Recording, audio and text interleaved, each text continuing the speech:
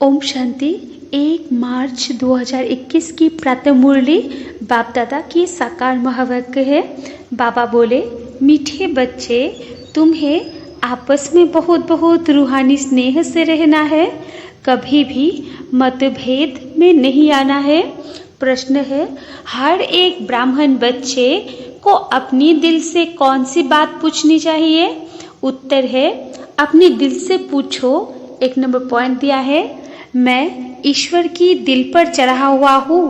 2 number, मेरे में देवी गुणों की धारणा कहाँ तक है? 3 नंबर, मैं ब्राह्मण ईश्वरीय सर्विस में बाधा तो नहीं डालता? 4 नंबर पॉइंट, सदा खीर खंड रहता हूँ, हमारी आपस में एक मत है। 5 नंबर पॉइंट, मैं सदा श्रीमत का पालन करता हूँ। गीत है भोलेनाथ से निराला। ओम शांति। तुम बच्चे हो ईश्वरीय संप्रदाय, आगे थे आसुरी संप्रदाय। आसुरी संप्रदाय को यह पता नहीं है कि भोलेनाथ किसको कहा जाता है। यह भी नहीं जानते कि शिव शंकर अलग अलग है, वो शंकर देवता है, शिव बाप है, कुछ भी नहीं जानते हैं। अब तुम हो ईश्वरीय संप्रदाय अथवा ईश्वरीय फैमिली, वो है आसुरी फैमिली रावण की। कितना फर्क है? अभी तुम ईश्वरीय फैमिली में ईश्वर द्वारा सीख रहे हो कि 1-2 में रूहानी प्यार कैसा होना चाहिए। 1-2 में ब्राह्मण कुल में यह रूहानी प्यार यहाँ से भरना है। जिनका पूरा प्यार नहीं होगा तो पूरा पद भी नहीं पाएंगे। वहाँ तो है ही एक धर्म, एक राज्य, आपस में कोई झगड़ा नहीं होता। यहाँ तो राजाएं है नहीं। ब्राह्मणों में भी देह अभिमान होने कारण मतभेद में आ जाते हैं। ऐसे मतभेद में आने वाले सजाए खाकर फिर पास होंगे। फिर वहाँ एक धर्म में रहते हैं तो वहाँ शांति रहती है। अब उस तरफ है आसुरी संप्रदाय व आसुरी फैमिली टाइप, यहाँ है ईश्वरीय फैमिली टाइप। भविष्य के लिए देवी गुण धारण कर रहे हैं। बाप सर्वगुण संपन्न बनाते हैं, सब तो नहीं बनते हैं। जो श्री मत पर चलते हैं वही विजय माला का दाना बनते हैं। जो नहीं बनेंगे वो प्रजा में आ जाते हैं। वहाँ तो डीटी गवर्नमेंट है, 100% प्योरिटी, पीस, प्रॉस्पेरिटी रहती है। इस ब्राह्मण कुल में अभी देवी गुण धारण करने हैं। कोई तो अच्छी रीति देवी गुण धारण करते दूसरों को कराते रहते हैं। ईश्वरीय कुल का आपस में रूहानी स्नेह भी तब होगा जब देही अभिमानी होंगे। इसलिए पुरुषार्थ करते रहते हैं। अंत में भी सबकी अवस्था एक रस, एक जैसी तो नहीं हो सकती है। फिर सजाए खाकर पद भ्रष्ट हो पड़ेंगे, कम पद पा लेंगे। ब्राह्मणों में भी अगर कोई आपस में खीर खंड होकर नहीं रहते हैं, आपस में लून पानी हो रहते हैं, देवी गुण धारण नहीं करते हैं, तो उच्च पद कैसे पा सकेंगे? लून पानी होने के कारण कहा ईश्वरीय सर्विस में भी बाधा डालते रहते हैं, जिसका नतीजा क्या होता है? वो इतना उच्च पद नहीं पा सकते। एक तरफ पुरुषार्थ करते हैं खीर खंड होने का, दूसरी तरफ माया लून पानी बना देती है, जिस कारण सर्विस बदले डिसर्विस करते हैं। बाप बैठ समझाते हैं, तुम हो ईश्वरीय फैमिली, ईश्वर के साथ रहते भी हो। कोई साथ रहते हैं, कोई दूसरे गांव में रहते हैं, परंतु हो तो इकट्ठे ना। बाप भी भारत में आते हैं। मनुष्य यह नहीं जानते शिव बाबा कब आते हैं, क्या आकर करते हैं। तुमको बाप द्वारा अभी परिचय मिला है।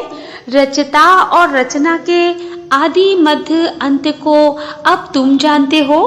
दुनिया को पता नहीं कि यह चक्र कैसे फिरता है। अभी कौन सा समय है? बिल्कुल घोर अंधियारे में है। तुम बच्चों को रचता बाप ने आकर सारा समाचार सुनाया है।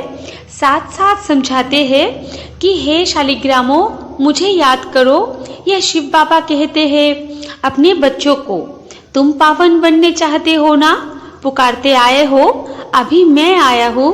शिव बाबा आते ही है भारत को फिर से शिवालय बनाने। रावण ने वेश्यालय बनाया है, खुद ही गाते हैं कि हम पतित विशेष है। भारत सतयुग में संपूर्ण निर्विकारी था। निर्विकारी देवताओं को विकारी मनुष्य पूजते हैं, फिर निर्विकारी ही विकारी बनते हैं। यह किसको पता नहीं है। पूज्य तो निर्विकारी थे, फिर पुजारी विकारी बने हैं, तब तो बुलाते हैं, हे पतित पावन आओ, आकर निर्विकारी बनाओ। बाप कहते हैं, यह अंतिम जन्म तुम पवित्र बनो, मामेकम याद करो तो तुम्हारे पाप कट जाएंगे और तुम तमोप्रधान से सतोप्रधान देवता बन जाएंगे। फिर चंद्रवंशी क्षत्रिय फैमिली टाइप आएंगे। इस समय हो ईश्वरीय फैमिली टाइप। फिर देवी फैमिली में 21 जन्म रहेंगे।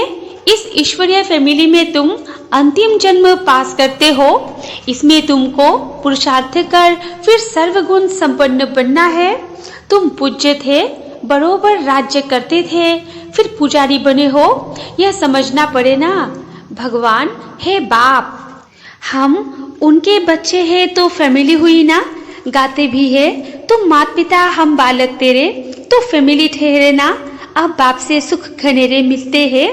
बाप कहते हैं, तुम हमारी फैमिली बेशक हो, परंतु ड्रामा प्लान अनुसार रावण राज्य में आने के बाद फिर तुम दुख में आते हो तो पुकारते हो। इस समय तुम एक्यूरेट फैमिली हो। फिर तुमको भविष्य 21 जन्म लिए वर्षा देता हूँ। यह वर्षा फिर देवी फैमिली में 21 जन्म कायम रहेगा। देवी फैमिली सतयुग त्रेता तक चलती है। फिर रावण राज्य होने से भूल जाते हैं कि हम देवी फैमिली के हैं। वाम मार्ग में जाने से आसुरी फैमिली हो जाती है। 63 जन्म सीढ़ी गिरते आए हो। यह सारी नॉलेज तुम्हारी बुद्धि में है, किसको भी तुम समझा सकते हो। असुल तुम देवी देवता धर्म के हो।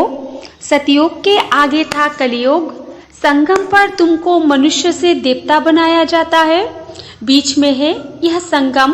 तुमको ब्राह्मण धर्म से फिर देवी धर्म में ले आते हैं। समझाया जाता है लक्ष्मी नारायण ने यह राज्य कैसे लिया। उनसे पहले आसुरी राज्य था, फिर देवी राज्य कब और कैसे हुआ।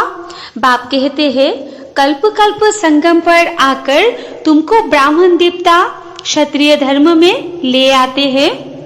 यह है भगवान की फैमिली। जब सब कहते हैं गॉड फादर, परंतु बाप को न जानने के कारण निधन के बन गए हैं। इसलिए बाप आते हैं घोर अंधियारे से सोजरा करने। अब स्वर्ग स्थापन हो रहा है। तुम बच्चे पढ़ रहे हो, देवी गुण धारण कर रहे हो, यह भी मालूम होना चाहिए। शिव जयंती मनाते हैं। शिव जयंती के बाद फिर क्या होगा। जरूर देवी राज्य की जयंती हुई होगी ना। हेवनली गॉडफादर हेवन की स्थापना करने हेवन में तो नहीं आएंगे। कहते हैं मैं हेल और हेवन के बीच में संगम पर आता हूँ। शिवरात्रि कहते हैं ना, तो रात में मैं आता हूँ। यह तुम बच्चे समझ सकते हो। जो समझते हैं वो औरों को भी धारणा कराते हैं। दिल पर भी वो चढ़ते हैं जो मनसा वाचा कर्मणा सर्विस पर तत्पर रहते हैं। जैसी जैसी सर्विस उतना दिल पर चढ़ते हैं। कोई ऑलराउंड वर्कर्स होते हैं। सब काम सीखना चाहिए। खाना पकाना, रोटी पकाना, बर्तन मांजना, यह भी सर्विस है ना। बाप की याद है फर्स्ट। उनकी याद से ही विकर्म विनाश होते हैं। यहाँ का वर्षा मिला हुआ है, वहाँ सर्वगुण संपन्न रहते हैं। यथा राजा रानी तथा प्रजा, दुख की बात नहीं है। इस समय सब नरकवासी है। सबकी उतरती कला है, फिर अभी चढ़ती कला होगी। बाप सबको दुख से छुड़ाए सुख में ले जाते हैं। इसलिए बाप को लिबरेटर कहा जाता है। यहाँ तुमको नशा रहता है। हम बाप से वर्षा ले रहे हैं, लायक बन रहे हैं। लायक तो उनको कहेंगे जो औरों को राजाए पद पाने लायक बनाते हैं। यह भी बाबा ने समझाया है। पढ़ने वाले तो बहुत आएंगे, ऐसे नहीं कि सब 84 जन्म लेंगे। जो थोड़ा पढ़ेंगे वो देरी से आएंगे, तो जन्म भी कम होंगे ना। कोई 80, कोई 82, कौन जल्दी आते कौन पीछे आते, सारा मदार पढ़ाई पर है। साधारण प्रजा पीछे आएगी, उन्हों के 84 जन्म हो न सके, पीछे आते रहते हैं। जो बिल्कुल लास्ट में होगा वो त्रेता अंत में आकर जन्म लेगा। फिर बाम मार्ग में जाते हैं, उतरना शुरू हो जाता है। भारतवासियों ने कैसे 84 जन्म लिए हैं, उनकी यह सीढ़ी है। यह गोला है ड्रामा के रूप में। जो पावन थे वही अब पतित बने हैं, फिर पावन देवता बनते हैं। बाप जब आते हैं तो सबका कल्याण होता है, इसलिए इसको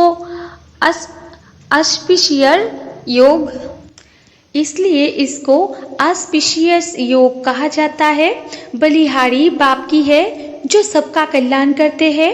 सतयोग में सबका कल्याण था, कोई दुख नहीं था। यह तो समझना पड़े कि हम ईश्वरीय फैमिली टाइप के हैं। ईश्वर सबका बाप है। यहाँ ही तुम माता पिता गाते हो, वहाँ तो सिर्फ फादर कहा जाता है। यहाँ तुम बच्चों को माँ बाप मिलते हैं। यहाँ तुम बच्चों को एडॉप्ट किया जाता है। फादर क्रिएटर है तो मदर भी होगी, नहीं तो क्रिएशन कैसे होगी। हेवनली गॉड फादर कैसे हेवन स्थापन करते हैं, यह न भारतवासी जानते हैं न विलायत वाले ही जानते हैं। अभी तुम जानते हो नई दुनिया की स्थापना और पुरानी दुनिया का विनाश, जो जरूर संगम पर ही होगा। अभी तुम संगम पर हो। अभी बाप समझाते हैं, मामेकम याद करो, आत्मा को याद करना है, परमपिता परमात्मा को। आत्माएं और परमात्मा अलग रहे बहुकाल। सुंदर मेला कहाँ होगा, सुंदर मेला जरूर यहाँ ही होगा। परमात्मा बाप यहाँ आते हैं, इसको कहा जाता है कल्याणकारी सुंदर मेला। जीवन मुक्ति का वर्षा सबको देते हैं, जीवन बंध से छूट जाते हैं। शांति धाम तो सब आएंगे, फिर सब आते हैं तो सतोप्रधान रहते हैं। धर्म स्थापन अर्थ आते हैं। नीचे जब उनकी जनसंख्या बढ़े तब राजाई के लिए पुरुषार्थ करे, तब तक कोई झगड़ा आदि नहीं रहता। सतो प्रधान से रजो में जब आते हैं तब लड़ाई झगड़ा शुरू करते हैं। पहले सुख फिर दुख, अब बिल्कुल ही दुर्गति को पाए हुए हैं। इस कलयुगी दुनिया का विनाश, फिर सतयोगी दुनिया की स्थापना होनी है। विष्णुपुरी की स्थापना कर रहे हैं ब्रह्मा द्वारा। जो जैसा पुरुषार्थ करते हैं उस अनुसार विष्णुपुरी में आकर प्रारब्ध पाते हैं। यह समझने की बहुत अच्छी अच्छी बातें हैं। इस समय तुम बच्चों को बहुत खुशी होनी चाहिए कि हम ईश्वर से भविष्य 21 जन्मों का वर्षा पा रहे हैं। जितना पुरुषार्थ कर अपने को एक्यूरेट बनाएंगे, तुम्हें एक्यूरेट बनना है। घड़ी भी लीवर और सिलेंडर होती है ना, लीवर बहुत एक्यूरेट होती है। बच्चों में कोई एक्यूरेट बन जाते हैं, कोई अनएक्यूरेट हो जाते हैं, तो कम पद पा जाता है। पुरुषार्थ करके एक्यूरेट बनना चाहिए। अभी सब एक्यूरेट नहीं चलते। तदबीर कराने वाला तो एक ही बाप है। तकदीर बनाने के लिए पुरुषार्थ में कमी है, इसलिए पद कम पाते हैं। श्रीमत पर न चलने के कारण, आसुरी गुण न छोड़ने कारण, योग में न रहने के कारण यह सब होता है। योग में नहीं है तो फिर जैसे पंडित, योग कम है इसलिए शिव बाबा तरफ लब नहीं रहता। धारणा भी कम होती है, वो सुखी वो खुशी नहीं रहती। शक्ल ही जैसे मुर्दो मिसल रहती है। तुम्हारे फीचर्स तो सदैव हर्षित रहने चाहिए, जैसे देवताओं के होते हैं। बाप तुमको कितना वर्षा देते हैं। कोई गरीब का बच्चा साहूकार के पास जाए तो उनको कितनी खुशी होगी। तुम बहुत गरीब थे, अब बाप ने एडॉप्ट किया है तो खुशी होनी चाहिए। हम ईश्वरीय संप्रदाय के बने हैं। परंतु तकदीर में नहीं है तो फिर क्या किया जा सकता है? पद भ्रष्ट हो जाता है। पटरानी बनते नहीं, बाप आते ही है पटरानी बनाने। तुम बच्चों को किसको भी समझा सकते हो कि ब्रह्मा विष्णु शंकर तीनों है शिव के बच्चे। भारत को फिर से स्वर्ग बनाते हैं ब्रह्मा द्वारा, शंकर द्वारा पुरानी दुनिया का विनाश होता है। भारत में ही बाकी थोड़े बसते हैं। प्रलय तो होती नहीं परंतु बहुत खलास हो जाते हैं। तो जैसे कि प्रलय हो जाती है, रात दिन का फर्क पड़ जाता है। वो सब मुक्ति धाम में चले जाएंगे। यह पतित पावन बाप का ही काम है। बाप कहते हैं देही अभिमानी बनो, नहीं तो पुराने संबंधी याद पड़ते रहेंगे। छोड़ा भी है फिर भी बुद्धि जाती रहती है। नष्ट मोहा है नहीं, इसको व्यभिचारी याद कहा जाता है। सदगति को पा न सके क्योंकि दुर्गति वालों को याद करते रहते हैं।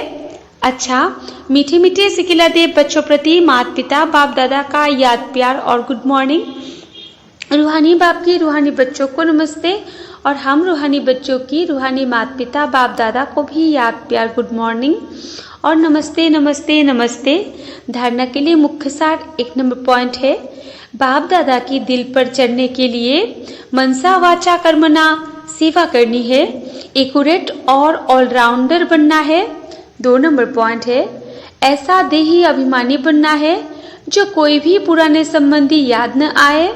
आपस में बहुत बहुत रूहानी प्यार से रहना है। लून पानी नहीं होना है। और वरदान है, सदा साथ के अनुभव द्वारा मेहनत की अविद्या करने वाले अतीन्द्रिय सुख व आनंद स्वरूप भव। विस्तार में है, जैसे बच्चा अगर बाप की गोदी में है तो उसे थकावट नहीं होती। अपने पाँव से चले तो थकेगा भी, रोएगा भी। यहाँ भी आप बच्चे बाप की गोदी में बैठे हुए चल रहे हो, जरा भी मेहनत व मुश्किल का अनुभव नहीं। संगम योग पर जो ऐसे सदा साथ रहने वाली आत्माएं हैं, उनके लिए मेहनत अविद्या मात्रम होती है। पुरुषार्थ भी एक नेचुरल कर्म हो जाता है। इसलिए सदा अतीन्द्रिय सुख व आनंद स्वरूप स्वतः बन जाते हैं। स्लोगन है, रूहे गुलाब बन अपनी रूहानी वृत्ति से वायुमंडल में रूहानियत की खुशबू फैलाओ। अच्छा, ओम शांति।